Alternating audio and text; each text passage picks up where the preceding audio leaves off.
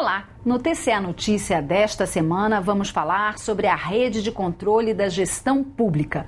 Criada em 2009, a rede reúne várias instituições que exercem funções de fiscalização da gestão pública e combate à corrupção. Para conversarmos sobre este tema, participam do programa Carlos Eduardo de Queiroz Pereira, secretário de Controle Externo do Tribunal de Contas da União, e Vânia Marisa Dias de Miranda, subsecretária adjunta da Subsecretaria de Auditoria e Controle de Obras e Serviços de Engenharia, SSO, do TCE. Bom, sejam muito bem-vindos. Eu gostaria de começar perguntando por que e como surgiu a ideia de criar esta rede. Por favor. Obrigado, Silvia. A rede de controle foi uma iniciativa que surgiu em 2009, uma iniciativa do Tribunal de Contas da União, de congregar todos os órgãos da administração pública em nível federal que exercesse, de certa forma, ação de controle, né? Então, Tribunal de Contas da União, Controladoria Geral da União, o próprio Senado Federal, Câmara dos Deputados, o Conselho Nacional de Justiça e vários outros, o Banco Central, que exerce também função de fiscalização, de forma que eles pudessem, a partir de um protocolo de intenções,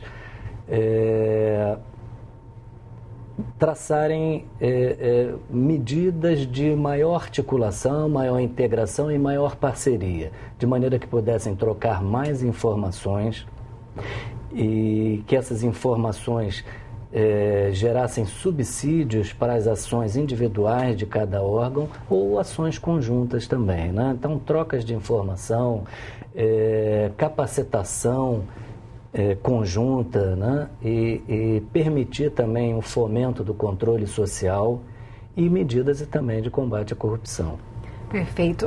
Os órgãos que fazem parte dessa rede, junto com o Tribunal de Contas da União e do Tribunal de Contas do Estado.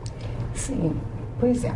Como o Carlos colocou, nós somos uma rede e são acordos de cooperação, né? Ela surgiu de um acordo de cooperação entre órgãos de controle. Então, hoje integram a rede os tribunais de contas, o Tribunal de Contas da União, Tribunal de Contas do Estado do Rio de Janeiro, Tribunal de Contas do Município do Rio de Janeiro, a Procuradoria-Geral da União, a Auditoria Geral do Estado, a Receita Federal, o Ministério Público Federal, o Ministério Público Estadual, a Controladoria Geral do Estado, a Controladoria Geral do Município, as Defensorias Públicas Federais e Municipais e, enfim, esqueci algum? Acho que são esses. Isso. E a rede funciona da seguinte maneira: são realizadas com os representantes desses órgãos de controle reuniões bimestrais, reuniões essas que partem de uma pauta com temas, embora durante a reunião se possa levar outros assuntos que os membros entendam importantes serem discutidos. Esses temas que compõem prioritariamente a pauta, eles são eleitos no início de cada exercício pelos integrantes, né, os representantes dos órgãos. São temas que se levantam como importantes naquele momento para aprimoramento, para ações de controle, para troca de informações, e essas reuniões é exatamente o palco onde isso acontece. Muita troca de informações, apresentação de trabalhos que tenham sido desenvolvidos pelos órgãos sobre aqueles temas, ou até um trabalho relevante de um outro tema que à época se julga importante. Há uma coisa muito importante que ocorre nessas reuniões, que é a disseminação das boas práticas de controle. Isso vem fortalecendo os integrantes, abrem-se novas vias de controle a partir dos exemplos, dos trabalhos, das fontes que surgem desses trabalhos. E, ao final de tudo, a rede tem procurado propor ações que possam discutir e aprimorar e fortalecer o controle. Perfeito. Queria que o senhor pudesse falar mais a respeito do porquê, em que momento se deu o start para... Bom, vamos criar essa rede, quer dizer, que momento social foi importante para se perceber que era importante criar essa interação entre as instituições. Isso. A partir desse protocolo de intenções firmado em âmbito nacional, em Brasília, com aqueles órgãos que eu mencionei, houve também uma estratégia desses órgãos de capilarizar essa intenção para todo o país, né? Então, até complementando o que a Vânia comentou, aqui no Rio de Janeiro houve, no mesmo ano, foi firmado então o termo de parceria, onde integraram esses órgãos que a Vânia mencionou, mas em todo o país também foram formadas redes de controle da gestão pública, congregando esses órgãos em nível estadual, né? Representações federais ou próprias dos estados e municípios, né? É interessante essa pergunta que você faz, porque nós nos deparamos com uma importância cada vez maior do papel do Estado e da administração pública, né, no Estado brasileiro. A composição do produto interno bruto do país tem um percentual muito significativo de gasto da administração pública, a mostrar que a União, os estados e municípios contribuem muito para os investimentos, para os gastos nacionais, e quando não são executores desses gastos diretos, pelo menos por meio de regulação de serviços que são concedidos a terceiros. Então, essa dimensão que a administração pública ganha, mostra essa presença no Estado, traz também uma necessidade de ampliar o controle. O controle ele não é apenas uma ação que cria obstáculos, mas ele é um parceiro desse ciclo de desenvolvimento e do ciclo de administração. O controle presente indica pontos de aprimoramento, obviamente que faz parte da competência constitucional de todos esses órgãos, ações sancionatórias ou de condenação a ressarcimentos de recursos que não foram usados de maneira devida.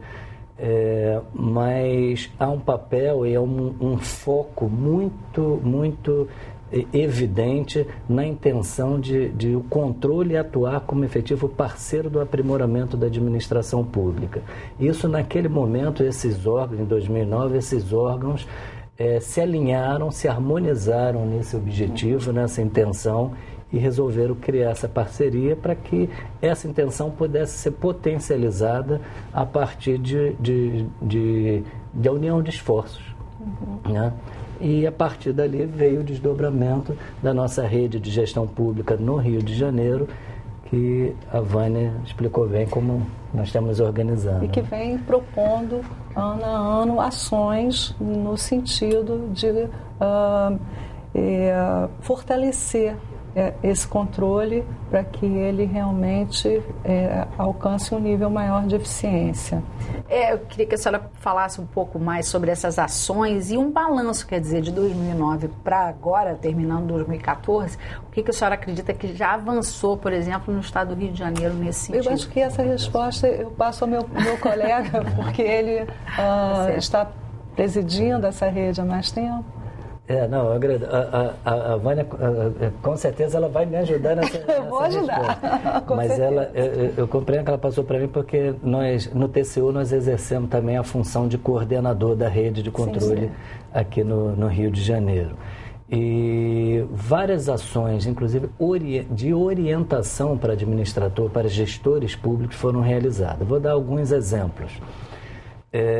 Na transição, nas últimas eleições para prefeitos municipais, houve uma atuação muito importante de orientarmos os prefeitos que estavam deixando os seus mandatos no sentido de facilitar a prestação de contas e a transparência da gestão que ele estava deixando para outro, né? Então, nós formulamos, a partir de orientações normativas, nós formulamos uma série de orientações do que ele deveria observar e providenciar antes de deixar o seu mandato. Nós formulamos uma espécie de um ofício que foi encaminhado para todas as prefeituras do Brasil. Nesse sentido, foi um texto conjunto, mas essa distribuição foi efetuada por meio dos Ministérios Públicos Federal e Estadual, porque eles têm uma capilaridade muito grande no Estado, uma proximidade direta com os prefeitos, e esse foi um exemplo, né? Só te complementando, esse tipo de ação ela só é identificada e é possível exatamente porque nós nos reunimos e percebemos que na atuação de cada um desses órgãos de controle que integram a rede se levantam problemas que uma ação como essa pode ajudar a evitar no futuro. Então, às vezes um órgão só de controle sozinho tem uma dificuldade maior de identificar, né? Inclusive porque hoje os municípios eles recebem uma grande quantidade de dinheiro oriunda da União. Então, quem fiscaliza isso? Ora o TCU, ora o TCE, ora o Ministério Público. Então, quando a gente se junta e a gente começa a debater sobre esses problemas, essas ações elas se levantam, essas propostas. Uma outra ação mais ou menos semelhante, Silvia, ocorreu, porque há um grande marco regulatório que houve no Brasil no sentido de fomentar a transparência dos atos da administração pública. Então, a Lei de Acesso à Informação, a LAI, né, ela determinou e fixou prazo para todos os órgãos da administração para que se adequassem, né, de forma a dar transparência e visibilidade de seus atos para a sociedade. Então, por meio de sites, né, na internet e diversas outras medidas. A lei fixou prazo. Vencido esses prazos, a maioria dos municípios brasileiros, principalmente, estados já tinham avançado mais, até por sua estrutura, não tinham conseguido, né? Seja por ineficiência, seja também por carência de estrutura também, né? E nós fizemos, então, uma carta com o objetivo de orientação também, semelhante, distribuímos para todas as prefeituras, destacando os pontos onde havia pendência ainda para gerar essa transparência, né? Um outro ato que foi muito importante, que é mais recente, o Rio de Janeiro, nós vamos sediar os Jogos Olímpicos. Depois do intervalo. Okay. Vamos a um pequeno intervalo. Não saia daí. Voltamos já com o TCE Notícia.